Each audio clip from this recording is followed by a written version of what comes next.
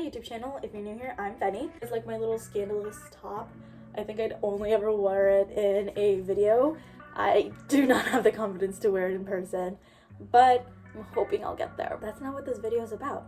This video is about Tinder and how it ruined my relationship. Actually, it wasn't Tinder's fault, it was the guy's fault. Men always have the audacity, it's always men's fault. I'm kidding. I'm kidding. I am. Let's get into the video because there's a lot to unpack here. I went to college once upon a time, and I graduated last year. It was like in my second year of college, and I was a commuter. So here's the thing.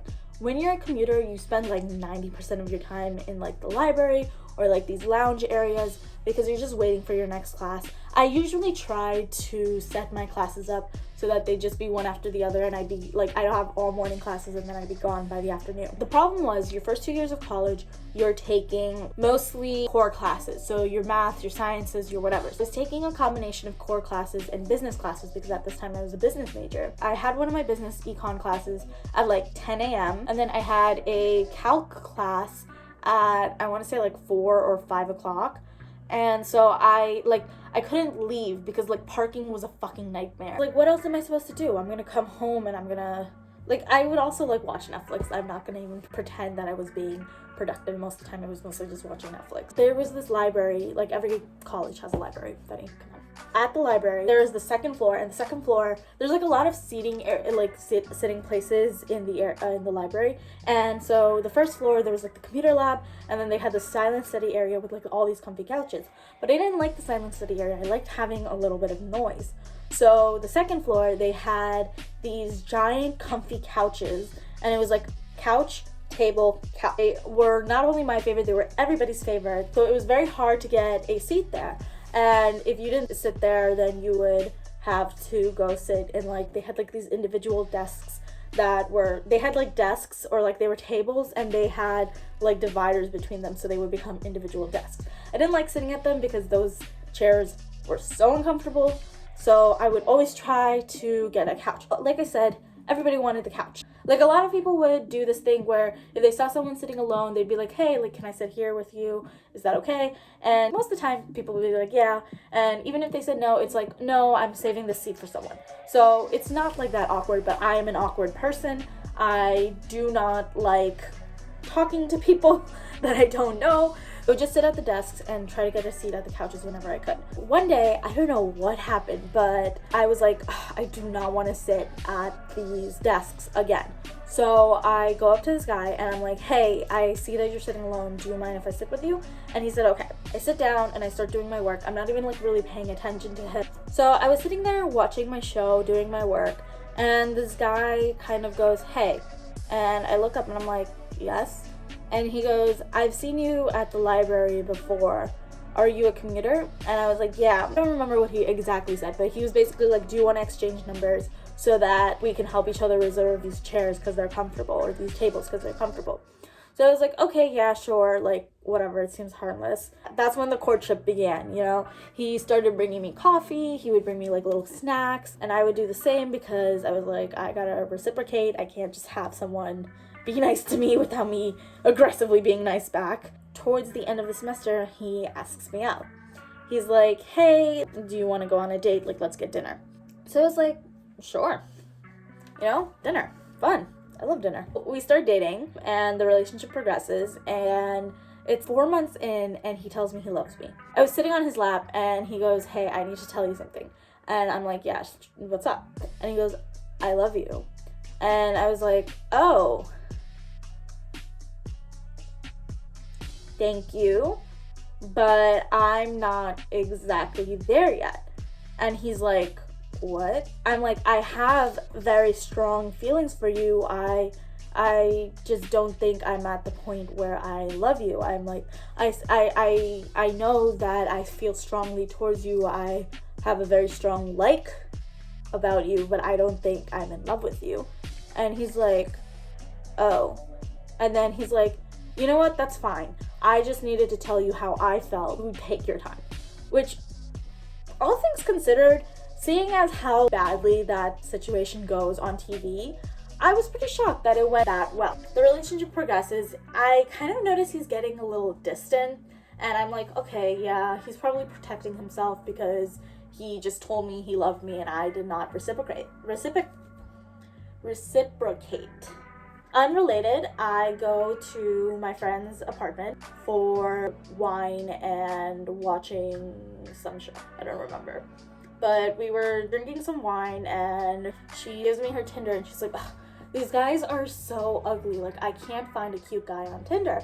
So I'm like, oh, let me see. I love swiping through dating apps. I love it. I don't know why. I love it. It just makes me so happy. Not like the talking part, just like swiping through and judging people, which is kind of terrible. I'm like swiping through, and then I go, why does this guy look familiar? And then I look at the name, and I'm like, let's just call him Christian for this story time. I was like, and there it was. It said Christian, 21, and then his town. I'm just like, and then in my mind, it's like a movie. My brain flashes back to all the times he talked shit about dating apps. This man hated dating apps. He would talk so much shit about them. He would like slut shame people who use dating apps, which I wish I had known better myself, because that's a red flag and I would not stand for that now. But he would be like, oh my god, I don't even know why people bother calling them dating apps. They're hookup apps. Like, they're nasty. Like, STDs have gone up because of them. Like, it's so gross. How can you just hook up with someone you don't even know? Like, blah, blah, blah. And I was just like, yeah. You should have said something, bitch. And then I'm like, okay, here's what I'm gonna do. I swiped right on him. And it was an instant match. He had super liked my friend, which means he was using it, like, currently, right? So I was like, and I was a little drunk at the time, so that's why some of these things are a little irrational, but I was like, rude. Text him and I go, hey, and he texts back immediately, ruder. How are you going to do me like that? How are you going to do me like that? Okay. So I start flirting with him. And, it's going. And my friend has no idea what's happening. By the way, she's just like sipping her wine, watching her show, just enjoying. And I'm like, I'm going to kill someone tonight. Wow. I'm gonna go to jail for murder. That's such a dramatic reaction, but it was my genuine reaction. I was like, I'm gonna kill this man. This wine and movie night was probably a month after. So he claimed that he never had a Tinder. He thought it was so disgusting. There are a couple options now. So he either had a Tinder, despite the fact that he thought it was disgusting, or he created a Tinder after I told him I didn't love him. So then I'm like, okay. And I set up a meetup and I'm like, oh, you should come over to my apartment tonight. Like, I'm all by myself. And he's like, yeah, I'ma rock your world. And I'm like, ew. Still, my friend has no idea what's going on. She's like enjoying, she's having a good ass time. And I'm like, okay. I'm like, here's the address, come through. Well, he's there within 20 minutes.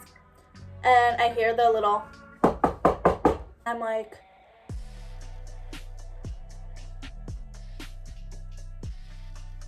and then again. And I'm like,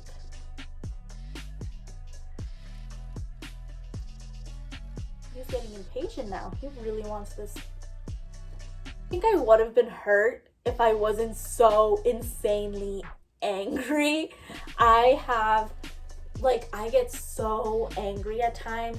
It's just like, it's like a blind rage. I just see red, and then like afterwards, like I see my warpath and I'm like, oh shit, I took it too far. Explained to my friend really fast what happened.